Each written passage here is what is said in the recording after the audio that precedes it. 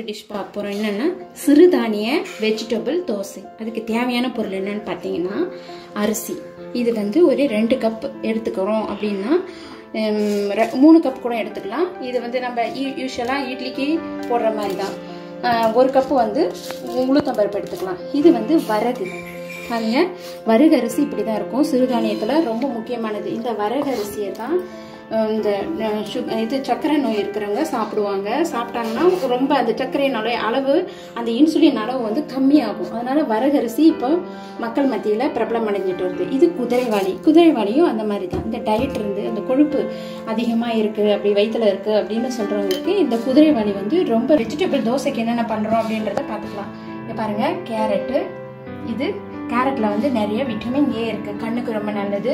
இது குழந்தைங்களுக்கு கொடுக்கும்போது ரொம்ப நல்லாயிருக்கும். இது வந்து கோஸு, இதில் விட்டமின் கே இருக்குது. அதுக்கு அடுத்தது பேபிகார்ன், இதில் ப்ரோட்டீன் நிறைய சத்து இருக்குது. இது பீன்ஸு. இது பச்சை மிளகா வேணும்னா போட்டுக்கலாம், இது ஒரு ஆப்ஷனல் தான். இது கருவேப்பிலையில் நிறைய இரும்பு சத்து இருக்குது. ஆனியனில் வந்து சல்ஃபர் இருக்குது. இந்த கருவேப்பிலையும் இந்த ஆனியனையும் நம்ம வந்து சேர்க்கும் போது முடிக்கு ரொம்ப நல்லது. இந்த கொத்தமல்லியில் வந்து ரத்தத்தை பியூரிஃபிகேஷன் பண்ணக்கூடிய எல்லா உடைய சத்தும் இதில் இருக்குது. எப்பயுமே நம்ம டெய்லியும் சாப்பிட்ற ஒரு சாப்பாட்டையும் இது இருக்கணும். இதை எப்படி அரைக்கிறதுன்னு சொல்கிறேன் பாருங்க. இந்த மாதிரி போட்டுக்கணும். இதை வந்து நம்ம மாவு அரைக்கும் போது ஒரு நமக்கு அந்த இது வரகும் குதிரைவாளியும் கிடைச்சிருக்கு பாருங்க. இதுதான் இப்போ நம்ம இந்த மாதிரி மெத்தடில் தான் சேர்க்கணும். இதை இங்கே பாருங்க, இந்த உளுத்தம்பருப்பு அரிசி மாவில் தனியாக சேர்க்கணும். இந்த உளுத்தும் அரிசியும் ஆல்ரெடி நான் வந்து கிரைண்டரில் அரைச்சி வச்சுருக்கேன். இங்கே பாருங்கள், சேர்த்தாச்சா? இங்கே பாருங்கள், இதை எடுத்து போட்டுக்கலாம். போடும்போது அழகாக வரும். இதை இந்த மாவு கூடவே ஊற வச்சு நல்லா புளிக்கும் போது தான் நல்ல டேஸ்ட் கிடைக்கும். இப்போது வெஜிடபிள் தோசைன்றதால யூஸ்வலாக நார்மலாக தோசை செய்யறதுக்கு நம்மளுக்கு புளிக்கணும். வெஜிடபிள் தோசைக்கு கொஞ்ச நேரம் புளிச்சாலே போதும். பாருங்கள், இதை கொஞ்சம் ஒரு 2 மணி நேரம் இந்த மாவை நம்ம வச்சுருக்கணும். வச்சுருந்த பிறகு இந்த மாதிரி நல்லா இங்கே பாருங்கள், 2 மணி நேரத்துக்கு பிறகு எப்படி இருக்குன்னு அழகாக நல்லா புளிச்சு இருக்கு. இப்போ இதை வந்து வேற ஒரு பாத்திரத்தில் நம்ம ட்ரான்ஸ்ஃபர் பண்ணுறோம். பாருங்கள், இந்த மாவை தனியாக எடுத்துக்கணும்.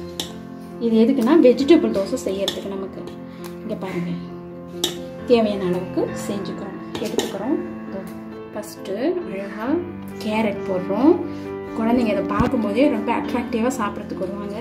நெக்ஸ்ட்டு கோஸு. அதுக்கடுத்தது வந்து பீன்ஸு. நெக்ஸ்ட்டு வந்து பேபிகார்ன்.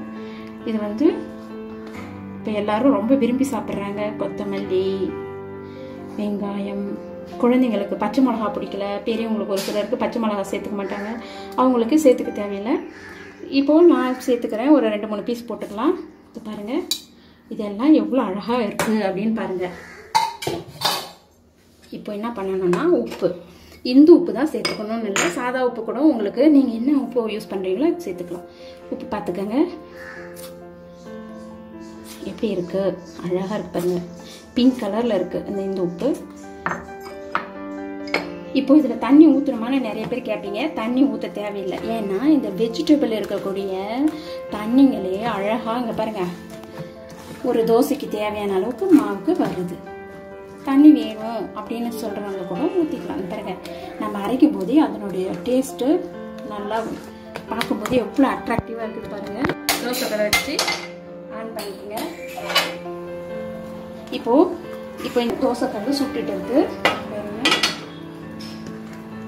அது வரைக்கும் நல்லா நம்ம கிண்டி விட்டுக்கலாம். நமக்கு எந்த அளவுக்கு மாவு வருதோ அப்படின்னு செஞ்சுக்கலாம். நீங்கள் வந்து உளுத்தம்பருப்பு கொஞ்சம் அதிகமாக போட்டுட்டீங்கன்னா ரொம்ப டேஸ்ட்டாக இருக்கும்.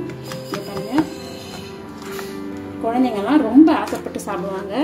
இதில் அவங்களுக்கு நம்ம என்ன சிறுதானியம் போட்டு செஞ்சு தரோம் அப்படின்ற ஒரு திருப்தியாக அவங்களுக்கு இருக்கும். பாருங்க, ஊற்றி பாருங்க எவ்வளோ அழகாக வருது. இன்னும் ரொம்ப டேஸ்ட்டாக இருக்கும். ஒரு ஆரோக்கியமாக அவங்களுக்கு நல்ல எண்ணெயில் கொடுத்துருப்போம் அப்படின்னு. நெய் வந்து கொடுக்கலாம். அது குழந்தைங்க ஒரு சிலர் வந்து டயட்டில் இருக்கிறவங்க நெய் சாப்பிட மாட்டாங்க. ரொம்ப அழகாக கலர்ஸ்லாம் தெரியுதா? உங்கள் வீட்டில் இருக்கிற குழந்தைங்க ரொம்ப விரும்புவாங்க.